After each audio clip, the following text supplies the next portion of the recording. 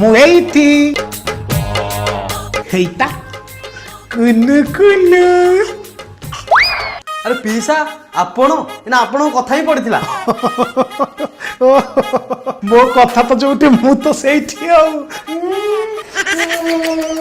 ପଗୁଲିଆଟା।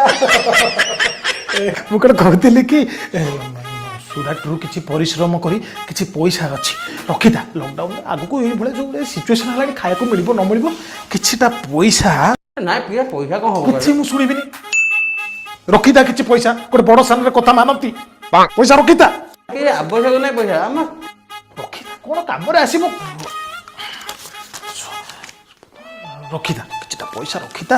ଆଚ୍ଛା ତୋ ପାଖରେ 500 ଟଙ୍କା ଚେଞ୍ଜ ହବ କି? 500 ଚେଞ୍ଜ 500 ଟଙ୍କା ଚେଞ୍ଜ କରିଦେଲ। ଆଚ୍ଛା ଓକେ 500 ଟଙ୍କା ଚେଞ୍ଜ ରଖିଥା। ଆଚ୍ଛା ରଖିଥା। ଏତକ ଖର୍ଚ୍ଚ ହେଇଯିବ ଗଲା ବେଳକୁ।